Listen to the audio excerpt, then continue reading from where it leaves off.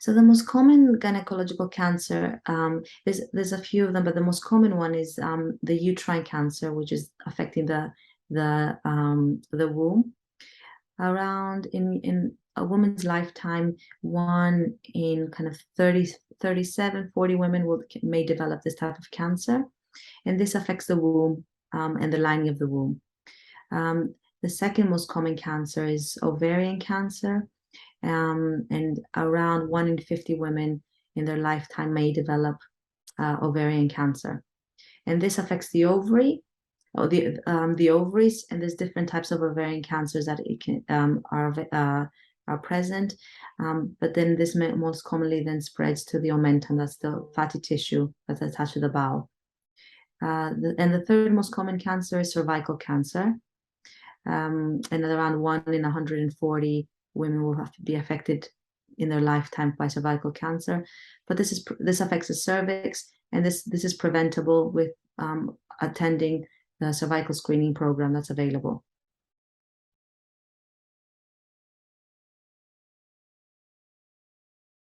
So the signs and symptoms, depending on what type of cancer someone is diagnosed with.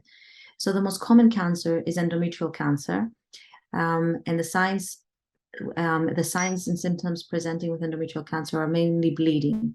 So women, it normally affects older women that have gone into the menopause, that have stopped their periods, and they can present with abnormal discharge or just abnormal bleeding, and then it gets investigated either with a scan where the lining of the womb is on the thicker side, or and with a biopsy. With ovarian cancer, this is the second most common cause of cancers in gynecology, and these are very difficult to pick up because their presentation can be very vague and non-specific. But what we ask patients to look out for is any abdominal pain that's out of the ordinary, increased bloating, weight loss, again, irregular bleeding they may present in their periods or between their periods. They may present with altered bowel habit or change, so getting constipated, diarrhea. Also that feeling of feeling full with just a little bit of food. So it's very non-specific, and that's why if any concern, we ask them to get investigated. With cervical cancer, they may present with bleeding after intercourse, after sexual intercourse, but the majority of cervical cancers are picked up by the cervical screening program, and that's the aim of that program.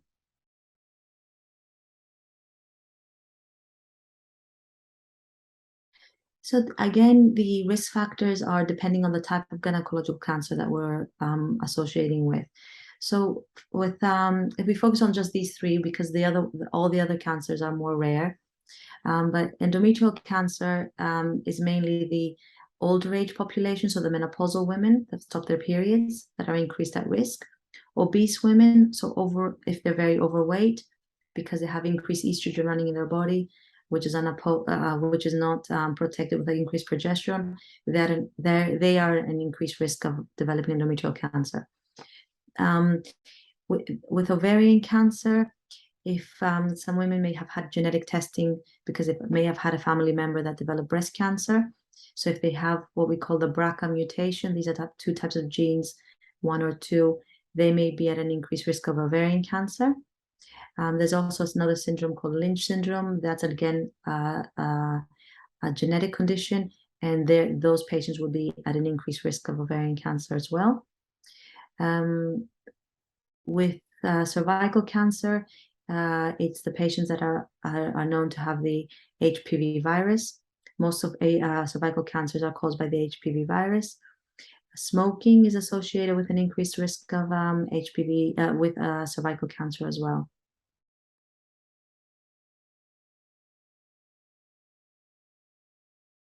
So diagnosis for endometrial cancer would be that the patient would present with bleeding. They will go on to have an ultrasound scan. If the lining is thick, they would be advised to have a camera test called a hysteroscopy with a biopsy. And that's how the biopsy is what would diagnose the endometrial cancer. Some patients may have what we call a polyp, which is an endometrial, which is like a skin tag found in the lining of the womb, and that's removed, and that may have cancer in it. And so it's endometrial cancer is diagnosed with a biopsy. Now, ovarian cancer is, as we said before, it's quite a vague. It presents in a very vague and non-specific way, but it's picked up usually by, again, an ultrasound or some sort of imaging, a CT scan, where we see a cyst on the ovary or an abnormal mass. We arrange blood tests depending on what type of cancer we think. And then biopsies might need to be taken if we think it's spread anywhere, for like the omentum, to diagnose it. But normally patients have surgery, it's taken out, taken to the lab, and then it's confirmed in the lab.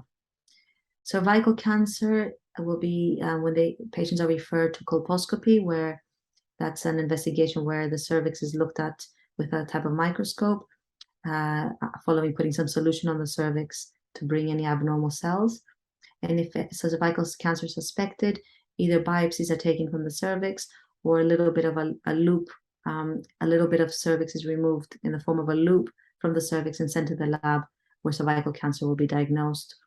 And if cervical cancer is diagnosed, then they may need further investigations like an MRI scan.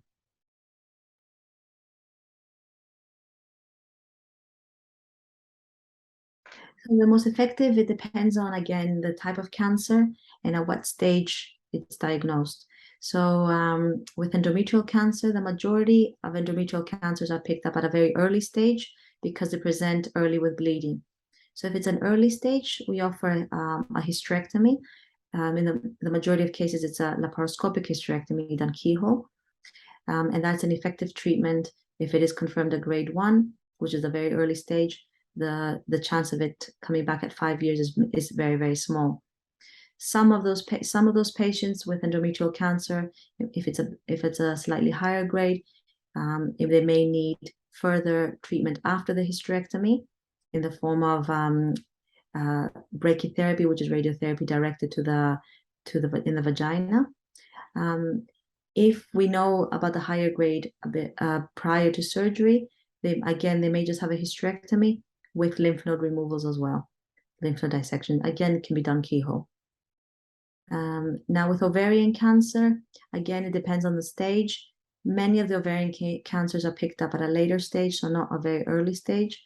If it's an early stage, again, it's treated with a hysterectomy, depending on the age of the patient.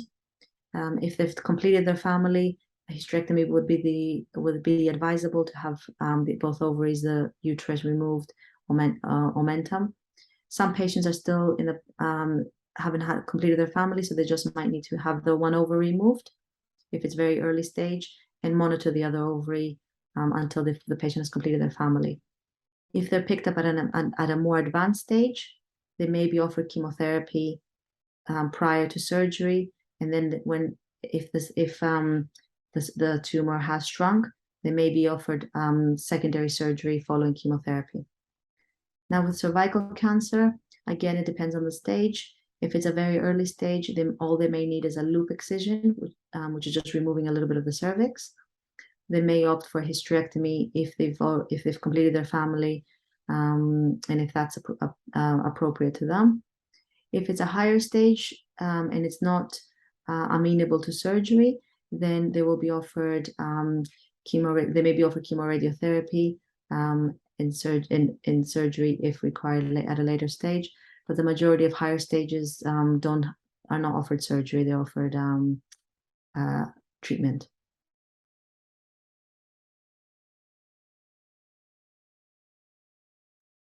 So gynecological cancers, they cannot be prevented, but you can decrease your risk depending on the type of cancer. So for endometrial cancer, for example, keeping a healthy lifestyle, being active, and keeping your weight within the normal BMI can decrease your risk. There is some evidence that having been on the birth control pill may decrease your risk of endometrial cancer, as it can decrease your risk, for ovarian cancer. If you've been on the birth control pill for over 5 years, that can decrease your risk.